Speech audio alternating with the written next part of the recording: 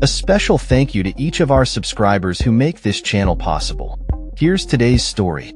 In a significant ruling that has captured the attention of both media and legal experts, a federal jury has once again determined that the New York Times did not defame former Alaska Governor Sarah Palin in a 2017 editorial that critiqued the state of American political rhetoric. This verdict marks a continuation of Palin's legal battles against the newspaper, which began when she filed a libel lawsuit claiming the editorial had smeared her reputation. The case has been a focal point for discussions surrounding the First Amendment and the legal protections afforded to journalists when reporting on public figures. The jury's decision came after a mere 3 hours of deliberation following a 4-day trial in Manhattan. This was not the first time Palin had faced off against the Times. A previous jury had reached a similar conclusion in February 2022. During the trial, the jury unanimously found that neither the newspaper nor its then editorial director, James Bennett, acted with malice in publishing the editorial, which was written in the wake of a tragic shooting at a congressional baseball game. Palin's lawsuit stemmed from an editorial that highlighted the dangers of political incitement in the United States, particularly in the context of gun violence. Although Palin was not specifically named in the piece, the editorial referenced a map produced by her Political Action Committee, which displayed crosshairs over Democratic congressional districts. This map was linked to a 2011 shooting that nearly killed then-Congresswoman Gabby Giffords. The editorial included a sentence added by Bennett that stated, "The link to political incitement was clear," a phrase that Palin argued wrongfully suggested a connection between her actions and the violent incident. In her testimony, Palin expressed the emotional toll the editorial had taken on her.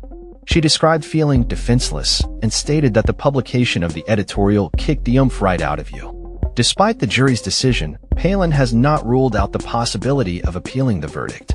As she exited the courthouse, she indicated her intention to return to Alaska and get on with life, reflecting a sense of resignation after years of legal struggle. The implications of this case extend beyond Palin herself, as it has become a touchstone for First Amendment advocates. The legal standards for defamation against public figures, established in the landmark 1964 case New York Times v. Sullivan, require plaintiffs to prove that the publisher acted with actual malice, meaning they knew the information was false or acted with reckless disregard for the truth. Palin's case has been closely monitored by legal experts who are concerned about its potential impact on journalistic freedoms and the ability of the press to report on public figures without fear of retribution. The media landscape has evolved dramatically since the original editorial was published, with increasing polarization and scrutiny of journalistic practices. The outcome of Palin's case is particularly noteworthy as it comes amid a broader trend of public figures, including former President Donald Trump, challenging the media's portrayal of their actions and pushing for legal reforms that could weaken protections for journalists.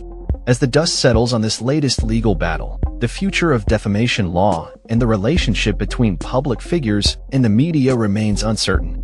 The Palin case serves as a reminder of the delicate balance that must be struck between protecting individual reputations and upholding the fundamental principles of free speech and press freedom. In a climate where accusations of fake news are rampant, the courts may soon find themselves at the center of a contentious debate over the role of journalism in a democratic society. The outcome of this case may not only affect Palin, but could also set precedents for the media's ability to report on political figures in the years to come. That's all for this story.